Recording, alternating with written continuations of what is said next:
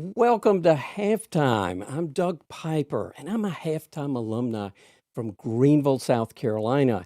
And this is our 43rd live streaming event.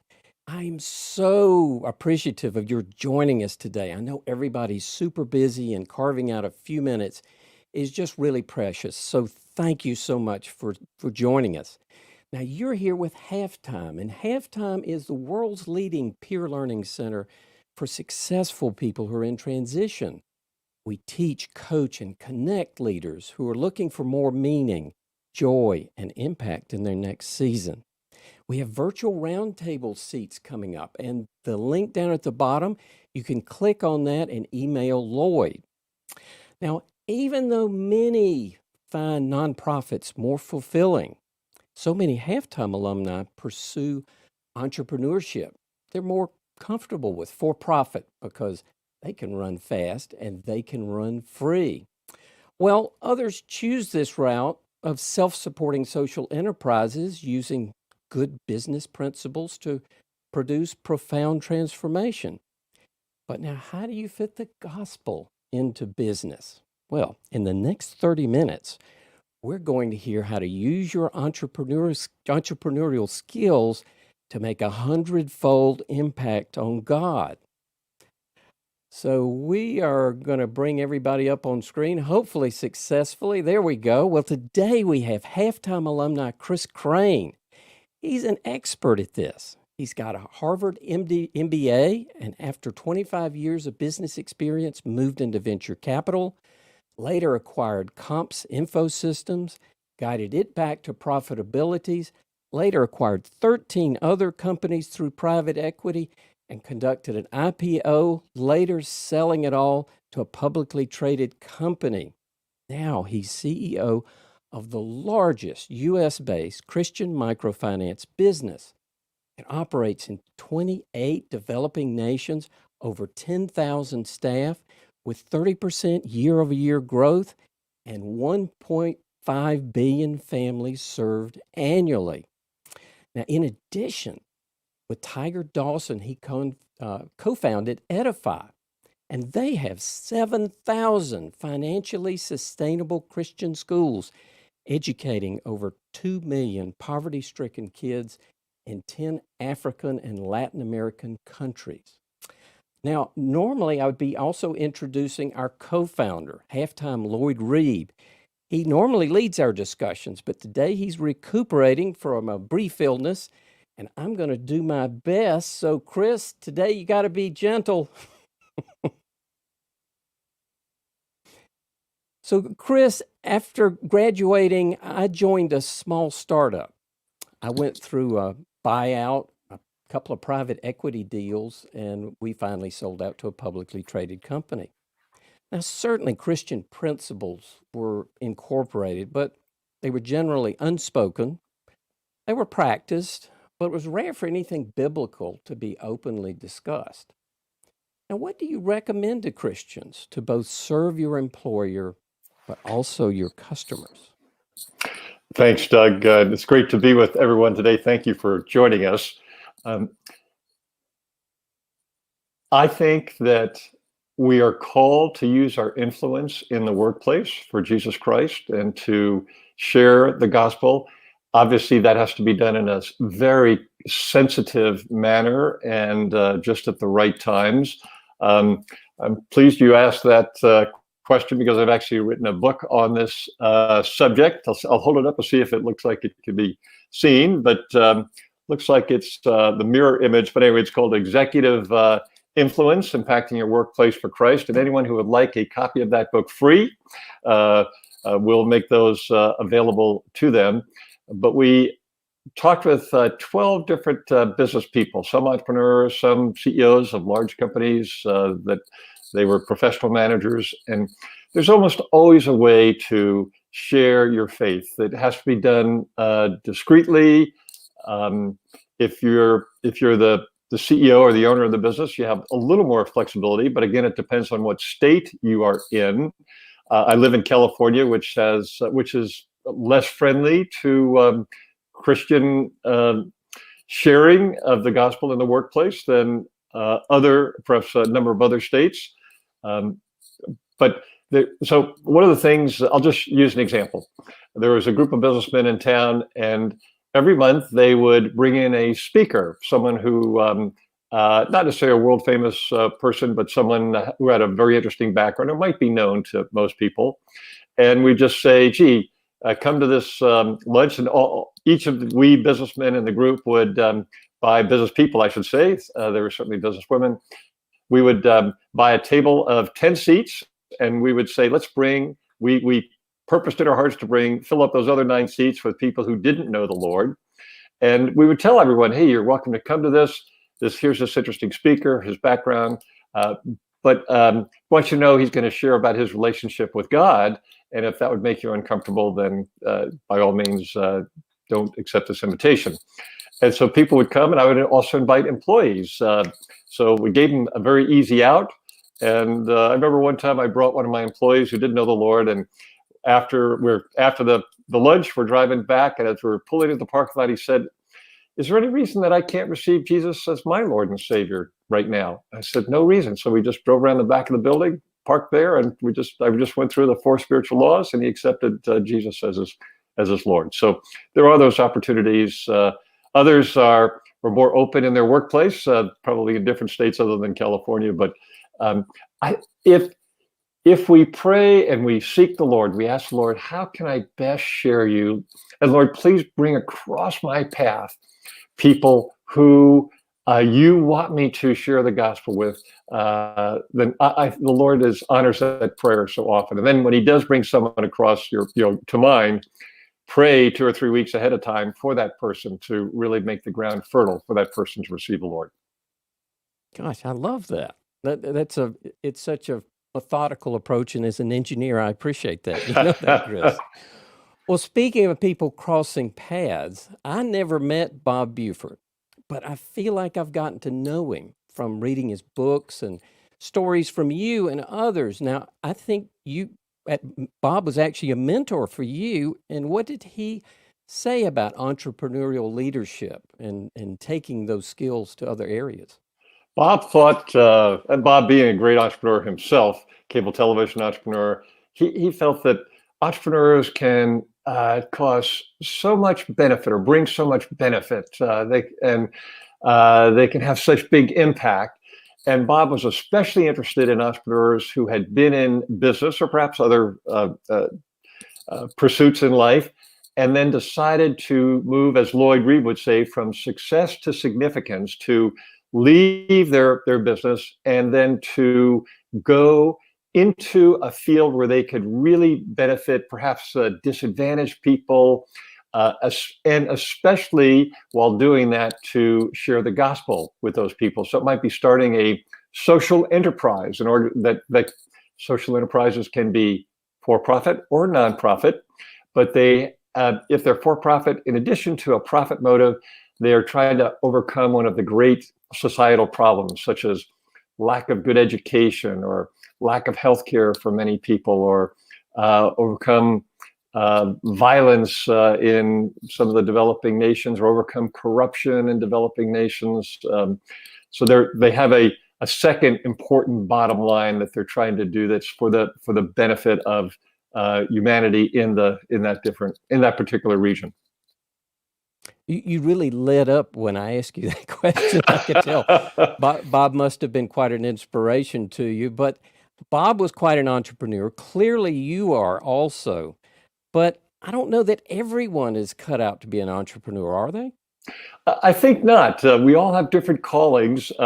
Thank heavens some people are called to be professional managers. I'm thinking of my COO at my company, who, by God's grace, then once I started Edify, which is we work with what we call low-fee independent Christian schools that are financially sustainable. They charge 50 cents to $1 a day, and they are fully financially sustainable if they have 300 children or more, and they teach the gospel along with good education. He joined me to be our COO at Edify, but he was a true professional manager. And so when I'd come in with some, like a lot of entrepreneurs get lots of different ideas. I remember Millard Fuller, who's a friend of mine, the founder of Habitat for Humanity, but I was also friends with Millard's chief operating officer. Millard's chief operating officer would say, Millard's dreams are my nightmares. Millard will go overseas. He'll go build a house in Africa. He comes back with 7 new ideas he wants me to implement right away. Millard, we haven't been able to implement the ideas from your last trip. So having a good professional manager that I'm just thinking of the gentleman, Chris Fenton, who helped me. Chris Fenton would say, hey, who's got the bandwidth to do this? Where do we have the financial resource to do that? And by the way, if we do what you're saying, and then won't this, and that happen, and then won't this happen? And, wow, I didn't think it through that far. And so it's just so important to have someone who then, once we come up with an idea that really does make sense, then to have a professional manager to implement that well, because some visionary entrepreneurs are off to the next idea. Well, I don't know a lot about Millard, but he and yourself seem to be different kinds of entrepreneurs. So are there actually more than just the differences between the two of you? Are there, more than just two? Yes. I think there are the visionary entrepreneurs that, which I think I'm one, that are, they're inspirational, or hopefully I was inspirational, who entrust management to professional managers once you get to a certain point. There are those startup entrepreneurs who love the challenge of starting from scratch, but often are not the ones to take it to the next level. And hopefully they realize that and then turn it over to someone. There are ramp-up entrepreneurs who come in, let's say that an organization might be 10, 20, 30 years old, but it's just in need of some just much greater growth. They've just been growing at a few % a year. So that ramp-up entrepreneur can take them to a rapidly scale up. And then there are turnaround entrepreneurs who run into troubled situations that losing money may go under.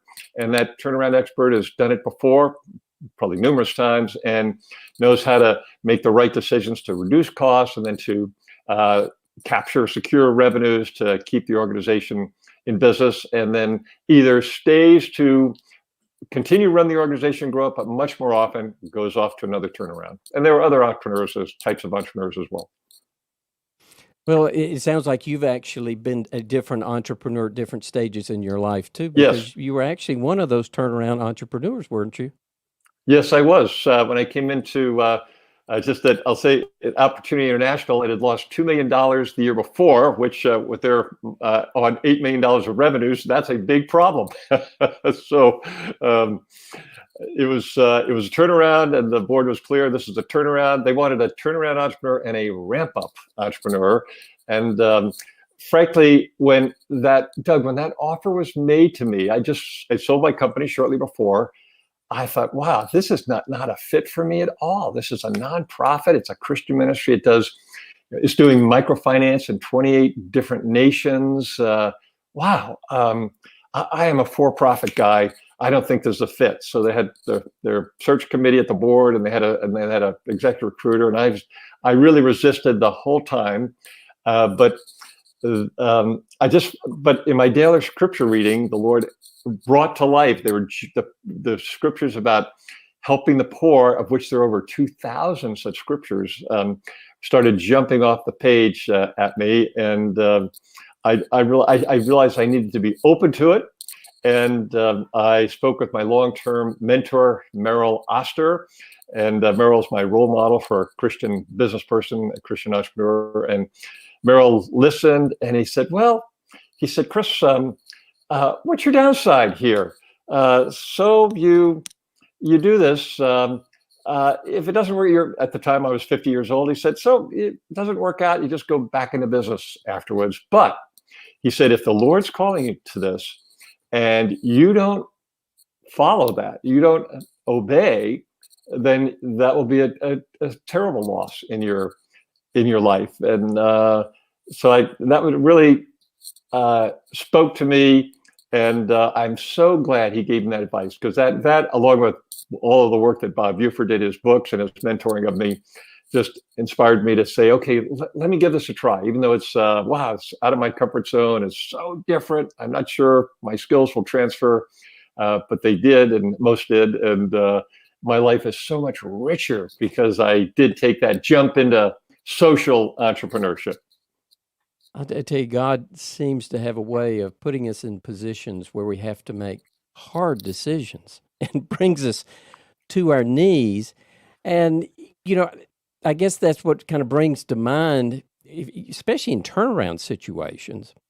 And you want to stay gospel centered, but turnaround situations require really tough decisions. How do you stay gospel centered and try and turn around a company and not be overbearing, obnoxious, or maybe what comes across as insincere?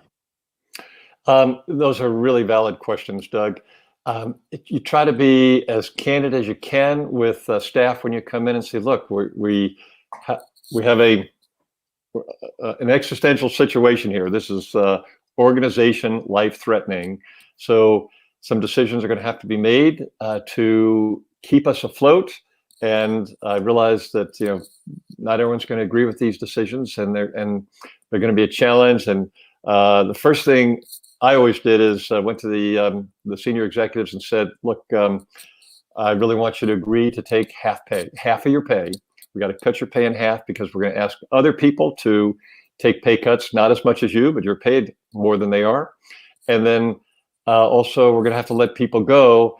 Everyone needs to see the senior executives sacrificing along with others. So, and you will be criticized. I remember, and sometimes you have to do a mass layoff. Oh, it's so hard to do those.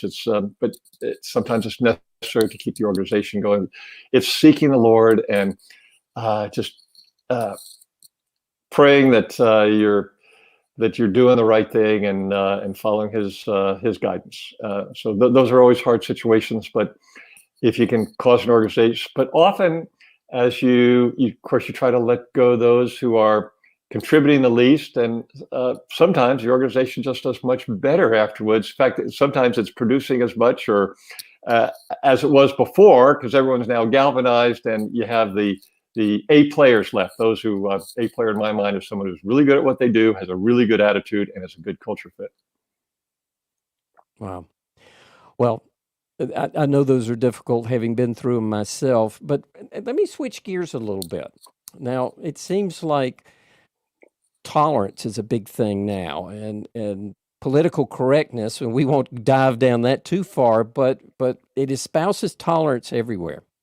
Yet it seems like Christianity is treated with quite a bit of intolerance. So how do we work in the gospel and Christianity and not avoid alienation or even worse in this environment? Doug, I'll speak about how I've done that in social entrepreneurship settings. So yes, there'll be people that will they hear that you're faith-based, and I remember giving a talk to a group. I was in a business group called still am called Young Presidents Organization. Although I'm too old to be a young president now, they call it. They graduate you at age 50. So now I'm in World Presidents Organization or YPO Gold, I think they call it. But somebody asked. The program chairman asked me to come and speak about what I'm doing with schools in Africa, et cetera. And then one of the members who's of a different faith said, gee, is this faith-based? I said, yes, it is. We share Jesus Christ. And he's a good friend, but he just said, hey, I've heard enough. And he just walked out. So, but the next meeting, I just sat down next to him, and we're old friends again. We certainly get resistance from some other nonprofit organizations that, you shouldn't, this is oppressive, you're sharing the gospel, you're forcing your views on people. I said, no one has to come to the Christian schools that we partner with. We don't start any schools.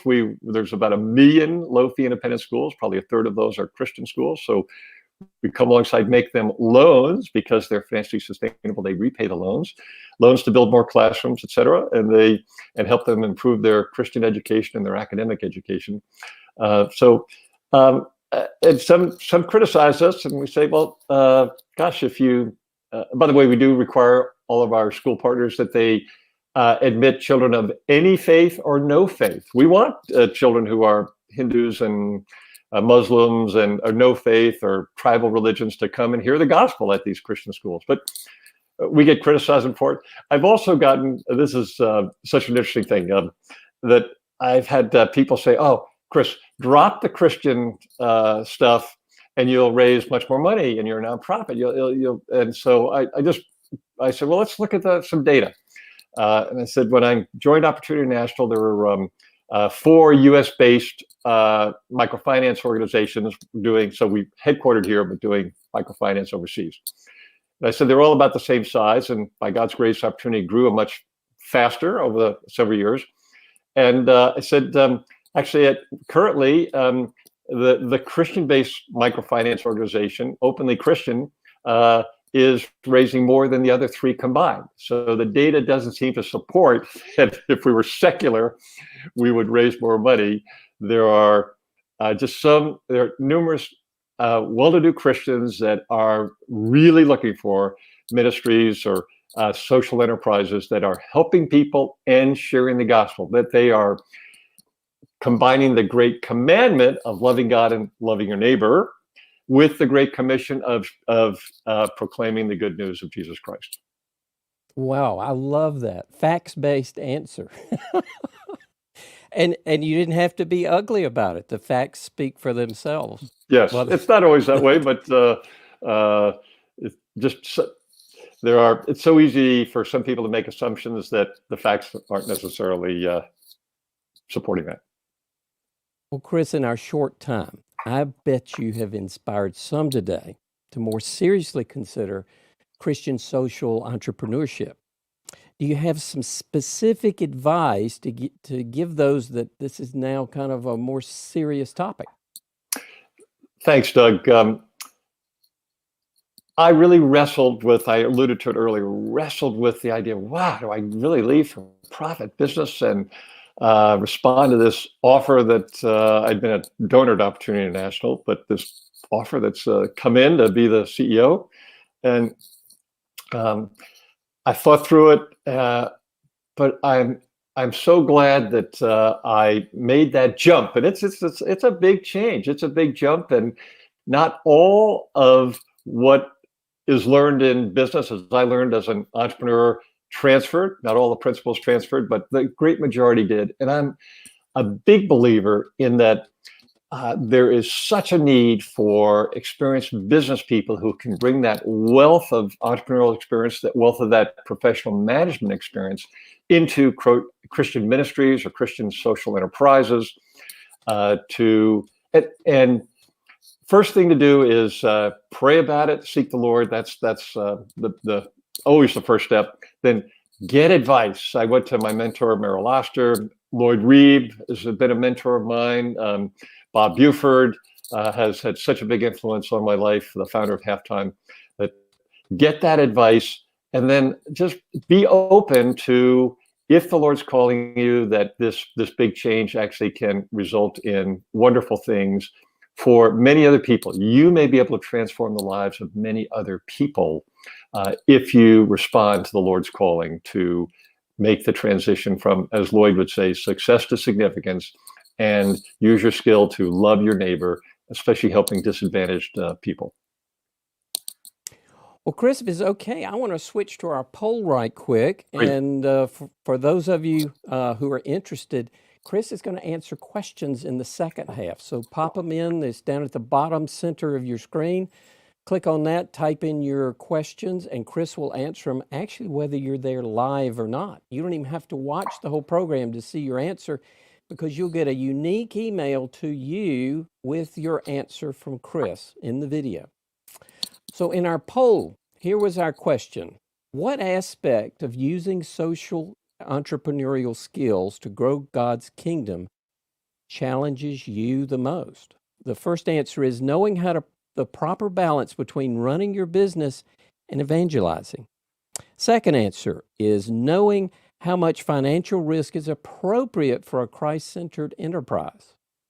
Third answer is knowing whether I have sufficient entrepreneurial skills to be successful. And our last answer is being prepared for the inevitable persecution from governments or ill-will people. So, Chris, in our poll, the answer that is most popular, but there's another one right below it. It's pretty almost 50-50.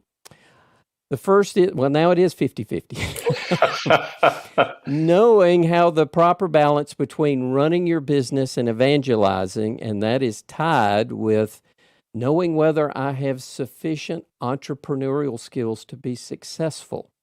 So as we wrap up today, and before we move into the questions, maybe you can use that preference that our poll is giving, and also there might have been some that joined us late. So could you kind of summarize it with the idea of that poll in mind? Please. The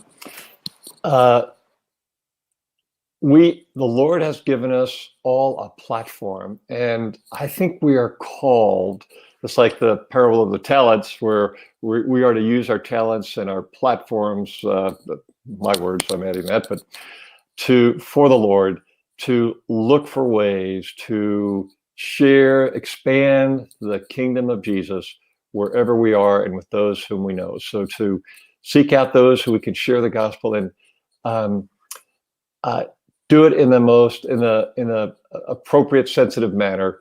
Expect at some point you'll get some blowback where someone will complain to somebody else or to human resources or whatever, and that comes with it. That's part of the persecution. But there is a First Amendment in the United States that you're allowed to freedom of speech and you're allowed to share your faith, but it has to be done.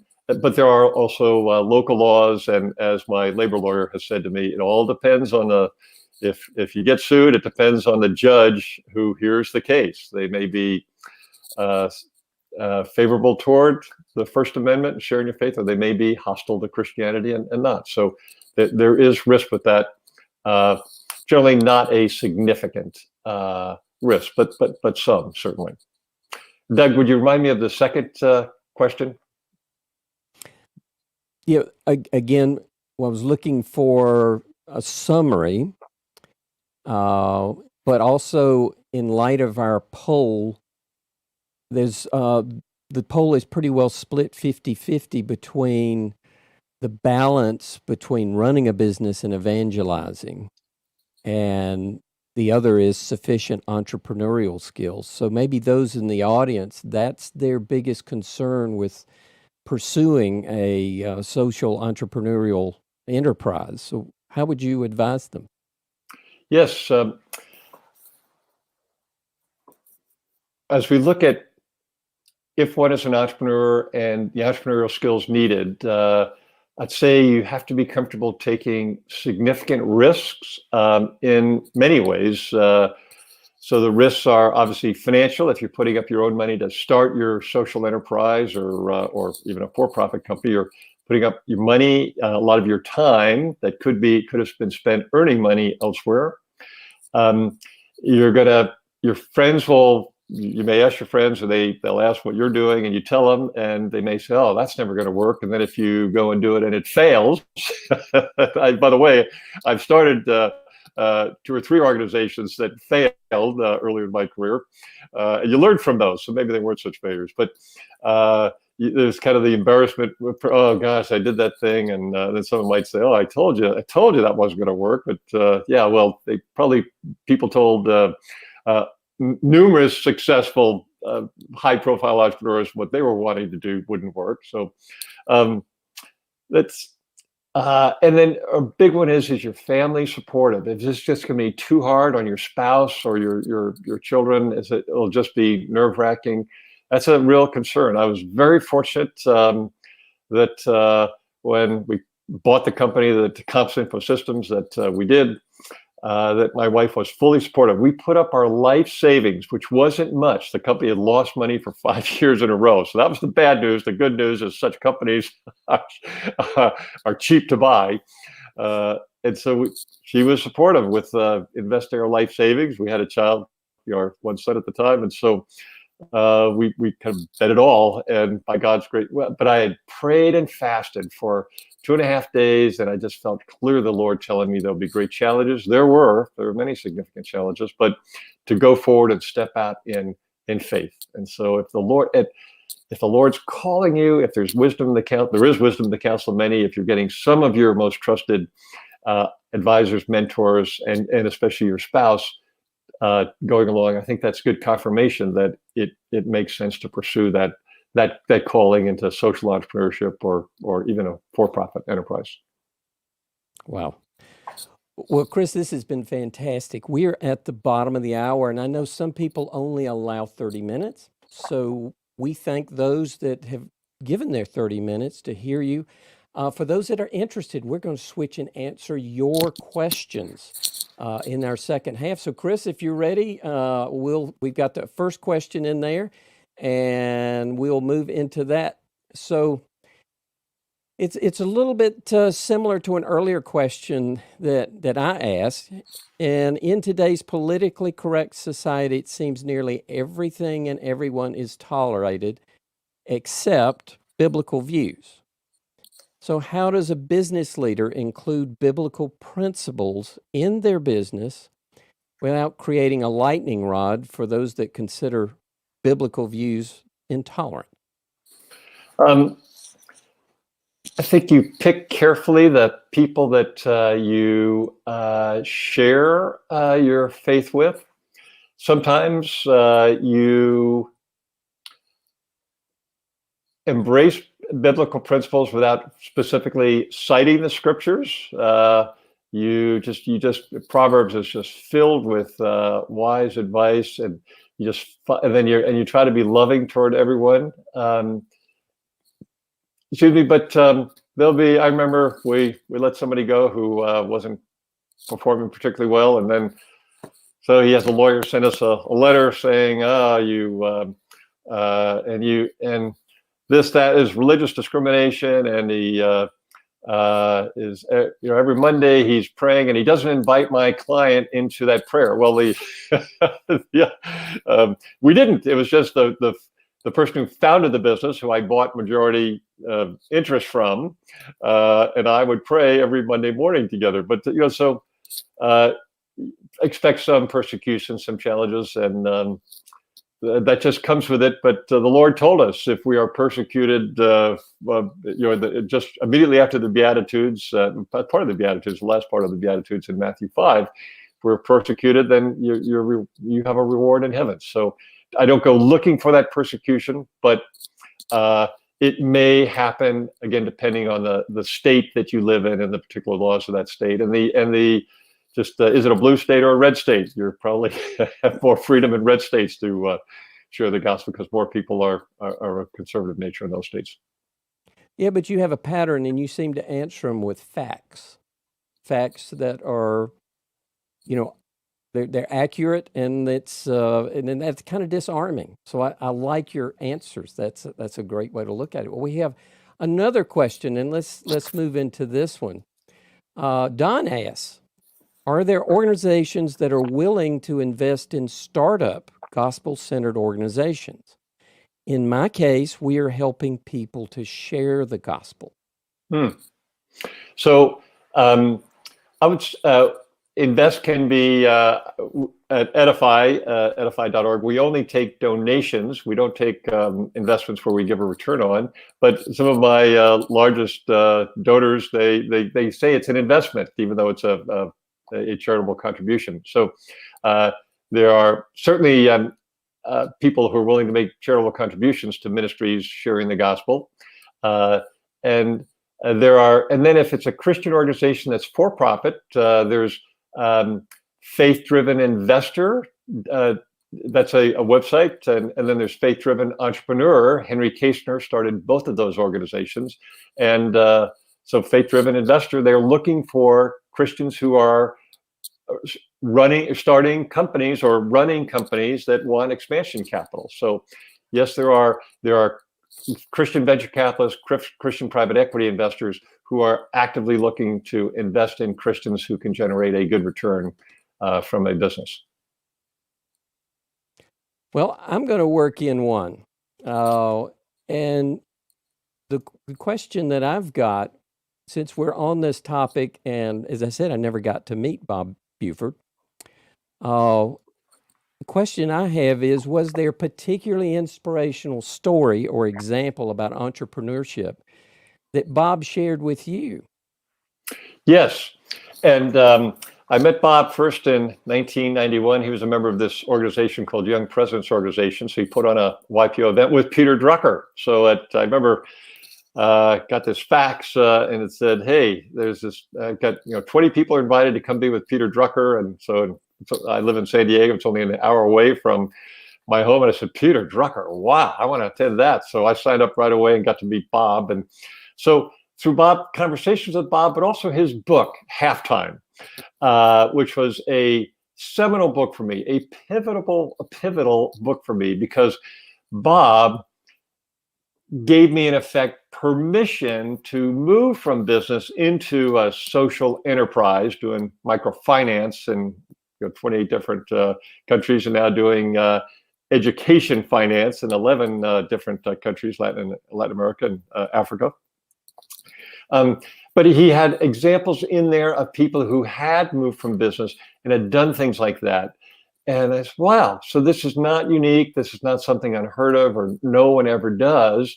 This is acceptable. And Bob has really now made it to some extent mainstream, that it is okay to do this and seriously consider doing it. And I can't emphasize enough how much important it is to bring that business experience. I remember sometimes when I first went into nonprofit work there, I am CEO, and we had a problem, and I'd say, "Oh, why don't we just do this?" And some of the senior executives had always been nonprofit executives said, "Wow, how'd you think of that?" And I'm thinking, any for-profit executive would have thought of this. So God bless the lifelong nonprofit executives, because they bring very important skills to bear, and also are helpful when we're off course. Because the first week I came in as CEO of the nonprofit, I said, "Wow, why don't we've got some fundraisers that raise 5 times as much as others. Why don't we put the fundraisers who raise so much money, and we're paying them almost the same thing, let's put them on commission so they raise even more?" And they said, "Well, interesting idea in for-profit, but that's considered unethical in nonprofit. It's illegal in numerous states to pay somebody a percentage of what they raise in donation." Oh, I didn't know that. So not all principles apply. So in your mind, Bob legitimized the direction you really wanted to go in anyway. Open my horizons, and he's opened and broadened the horizons of many other people to use the valuable skills that the Lord has given them to make a difference in other people's lives. And I think any for-profit pursuit that's legal, ethical, that is a real service. I'll take a big name company, Procter & Gamble, maker of so many cleaning products, etc. That's valuable. That's and maybe perhaps the founders of Mr. Procter and Mr. Gamble were called by the Lord to do that. They probably were. But if you're called a social enterprise where you can also, for me, I'll just say this. At some point, we're all going to stand before the Lord. We're going to stand before Jesus, and he's going to, we passed on from this life. And for me, one of the questions he's going to ask is, "Chris, I gave you this tool of microfinance. Did you use that to help people work their way out of poverty? Did you help a lot of people with that?" And so for me, I could say, "Lord, I did use microfinance, and we helped a lot of people. We gave them these small business loans for their to buy a sewing machine, and to buy fabric, or to buy welding equipment and welding supplies, and whatever, 10,000 different businesses, and that they were able to feed their family and often employ other people. So yes, Lord, I did use that." And the second question he's going to ask me is, "And while you were doing that, did you tell them about me? Did you tell them about Jesus and share the saving knowledge of Jesus Christ with them?" And for me, the calling I feel from the Lord, I need to be able to answer yes to that question. So again, marrying the great commandment, loving God, loving your neighbor, with the great commission of sharing Jesus Christ and that good news, because that's what really transforms life. If we can help people, what we're doing is helping children get a good education, a good Christian education, But if we can impart Christ-centered character, that's our number one goal at Edify, isn't education. It is sharing Jesus. We've written that into our bylaws. I'm happy to share that with anyone who's interested, but it is the language that we use. But if we impart Christ-centered character, then we're a success, even if the education isn't improved. It is improving. So we've got that, because that is profound and long-lasting transformation. If we can help people materially, economically, that they can provide better for their families, but also that they have the knowledge of Jesus Christ, and hopefully they are beacons of the love of Jesus Christ, that they are transform their families, their communities, and we hope with there are about over about 2 million children at the schools we've partnered with over the last 11 years, that some of them, because they're getting this good education, will rise to be leaders in business and government and media and law and science and other great endeavors, fields of endeavor, that they will lead. They will lead with the love of Jesus and just have a great impact on many other people, seeing that, gee, there's this Christian leader and they're doing great good in our country, and I'd like to have that Christian faith they have and be a leader like them. Well, I know Lloyd has said many times that we need to pursue things that give us energy. And Chris, your energy just jumps through the screen at me. I've never seen your hands move so fast. Your smile is beautiful. And the energy that you have, it's clear that you really enjoy what you're doing. So thank you so much for your taking the time to share with us the stories, but also energize our day a little bit. That was wonderful. Thanks, Doug. This has just been a joy. If I could just part with just a closing statement that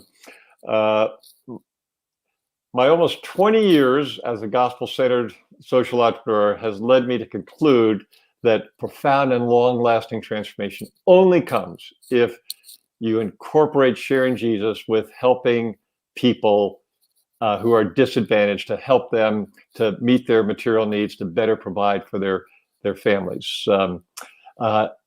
And we have to do that in culturally sensitive manners, do it appropriately, not be overbearing.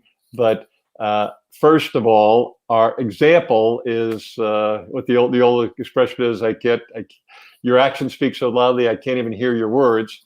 If we're modeling Jesus, then so many people see that, and some might even ask you, gee, tell me why you're like that, or why are you, an American who could be just staying in the U.S. and working there? Why are you coming to Africa? Why are you helping us in Latin America? Why are you improving our schools? What causes you to do that? And then that will open up the door. But I just see that only Jesus can overcome the systemic problems that exist in so many developing nations, and these also, a lot of these problems exist in Western nations as well, developed nations as well. But the integrity taught by Jesus will overcome the corruption.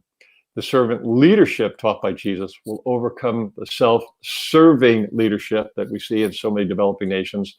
The peacemaking taught by Jesus will overcome the tribal and political violence that is so present in so many developing nations. And as we saw last summer in our nation, and the love of Jesus will overcome hatred. So Jesus will overcome all if we are faithful to that. And I think we just need to continue our keeping our eyes on the Lord, who's the author and perfecter of our faith, and listening to the Lord guide us in all that we do, and the Lord will bless us despite challenges, heartbreaks. Oh, have there been heartbreaks in my work in social entrepreneurship? You bet. Have I been misunderstood and people have criticized me? And I've had a school entrepreneur who I thought we significantly helped. He had 2 schools, a really good model. We helped him get to 10 schools. We made him these 0% interest loans in local currency. And then for 2 hours, one day he was yelling at me and at my chief operating officer, telling us we do things unethically, immorally, and illegally. None of that was true, but somebody, a from Europe had come in and said, "Oh, these terms that Edify is giving you are unfair." Really, 0% interest loans in local currency, and your currency depreciates about 20% a year. But he believed him, and so there'll be heartaches, and I lost sleep over that. I was so disappointed. I thought we'd done such a good thing, but that's like that. Since then, he actually took in money from the people from Europe, and then that was a disaster for him. He then asked me to take a look at the terms. I said, "Wow, don't be really careful about these terms." And sure enough, they didn't work. And so now we're friends again, but life happens, and things happen. You will be misunderstood. Sometimes I give a speech at a university, and people say, "It's terrible. You're Christian, and you're only Christian schools. You do all sorts of." Well, if you really believe that, you start an organization and do work with all those other schools and feel so strongly about it. But hey, the Lord called me to do this, and that's my calling. And my calling from the Lord is much more important than your opinion, with due respect. Well, Chris, thank you so much. And Mike has written there in the chat, and I'm just going to read it because I think it says a lot about how the rest of us. He says, "Thanks, Chris, for this great presentation and for your life. It's been a long time, but fond memories of our times together." So this is great, Chris. So inspiring, so much fun. Thank you for tolerating me. We missed Lloyd in today's event, but you helped me get through it. So thank you. Well, Lloyd is great at doing this, Doug, but you did a great job. And I'll just close with, I just encourage anyone, if you're considering moving into social entrepreneurship, especially Christian social entrepreneurship, gosh, speak with Lloyd. He has had such a huge impact on my life and helped me think so clearly about things, and has various tools, frameworks for analysis to help you. But your life will be so much more. I think you can have 100 times that the 100x that Bob Buford spoke about from the parable of the sower. You can have that 30 or 60 or 100 times impact if you use your talents and skills to help others. And there are so many people who will come alongside you and join you if you are embracing what the Lord's call is on your life, and you pursue it with your heart. Thank you. Excellent. And you can click on the link, maybe right about there on the center of the screen, to if you want to explore that further. So everybody, we thank you so much for your time today. Chris, we thank you. We'll be back next month, and we'll continue this series. We have a podcast coming and more excellent speakers. So thank you so much for joining us today. Bye-bye. Bye, everyone. Thank you so much.